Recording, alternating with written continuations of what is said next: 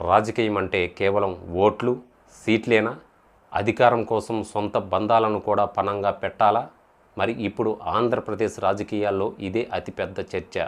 ఏంటంటే, ఏ తల్లి అయితే తన కొడుకు కోసం ఎండనక వాననక రోడ్ల మీద తిరిగి రాజన్న రాజ్యం తెస్తానని ప్రజలను వేడుకుందో, మరి ఏ తల్లి అయితే తన కొడుకు జైల్లో ఉన్నప్పుడు కొండంత అండగా నిలబడిందో, ఇప్పుడు అదే తల్లిపై జగన్మోహన్ రెడ్డి కోర్టు మెట్లు ఎక్కడం సంచలనంగా మారింది.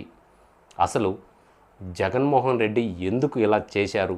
విజయమ్మ గారి పుట్టినరోజు నాడే ఈ వివాదం బయటకు రావడం వెనుక ఉన్న అంతర్గతం ఏంటి?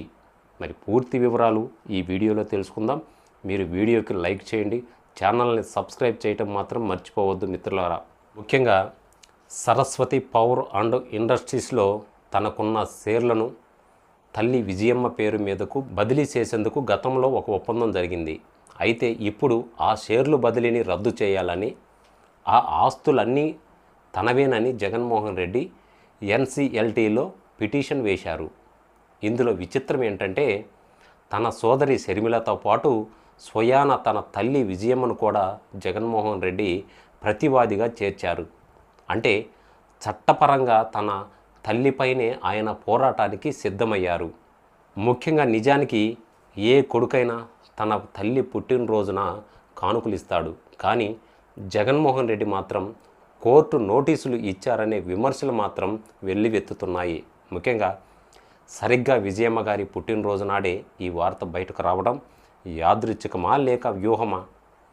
మరి ఇదే తరుణంలో చంద్రబాబు నాయుడు గారు, అదేవిధంగా నారా లోకేష్ గారు విజయమ్మకు శుభాకాంక్షలు తెలుపుతూ చేసిన పోస్టులు ఇప్పుడు వైరల్ అవుతున్నాయి. ఒక తల్లిగా ఆమె పడిన కష్టాన్ని గుర్తిస్తూనే జగన్మోహన్ రెడ్డి వైఖరిని ప్రజల్లోకి బలంగా తీసుకెళ్లడంలో ప్రతిపక్షాలు సఫలమయ్యాయా?